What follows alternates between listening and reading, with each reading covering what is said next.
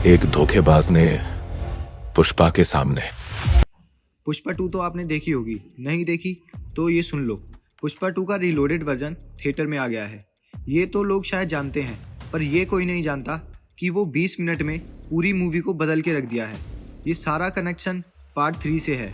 कुछ पॉइंट बताता हूँ जो कि पार्ट 3 का पूरा गेम चेंज करके रख देगा। एक एक करके एक्सप्लेन करता हूँ। पहली बात तो ये, जिसने फिल्म अभी तक नहीं देखी थी उसके लिए ये एडवांटेज है। आपको 20 मिनट्स का जो ये रीलोडेड वर्जन है वो देखने को मिल जाएगा। बात करते हैं पुष्पा की, तो जब पुष्पा जापान में पानी में गिरता है तो लोगों का सवाल होता है वो जिंदा भी है या नहीं। वो जिंदा तो है, साथ साथ जापान में करोड़ों की डील भी करता है। और छोटे कंटेनर में वो भारत से जापान कैसे पहुंच गया और वही टी शर्ट क्यों पहन के गया, उसका भी जवाब इसी सीन में आपको मिल जाएगा। और उसके पास जो वो आधा फटा हुआ नोट था वो किसका था, 20 मिनट के लोडेड वर्जन में आपको ये भी पता चल जाएगा।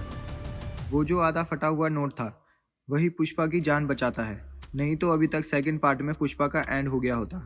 फटा हुआ नोट का मालिक उसका सीन कट कर दिया था, पर ये न्यू वर्जन में उसको दिखाया गया है और लाल चंदन का गिटार बना के वो उसके पास क्यों ले जाता है ये भी पता चलता है।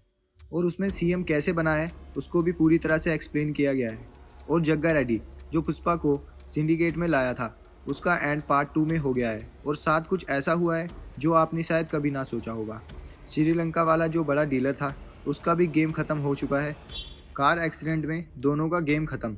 वो याद है आपको, MH गाड़ी का नंबर।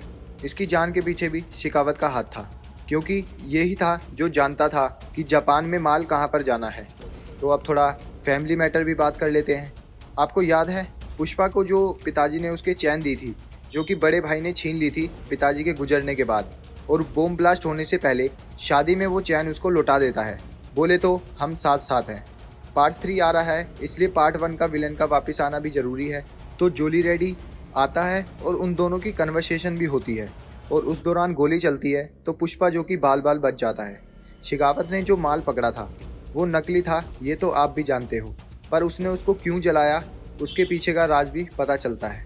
सब कुछ एक्सप्लेन कर दिया है। मतलब पार्ट 3 में हमें कुछ नया देखने को मिलेगा, क्योंकि अब श्रीलंका वाला डीलर मर चुका है और जापान में डीलर से हाथ मिल चुका है। अब प्रताप रेड्डी की फैमिली को ख़त्म किया तो उसका बदला, और शेखावत ने जो गेम चलाई है, पुष्पा को अब जंगल में जाना पड़ेगा और शेर से मजबूरन लड़ना पड़ेगा। याद है आपको, एक टीज़र वायरल हुआ था ब्लैक एंड वाइट, तो अब उसका सीक्वेंस चलेगा। बॉम्ब ब्लास्ट के पीछे विजय देवराकोंडा का चेहरा था जो कि हमसे छुपाया गया।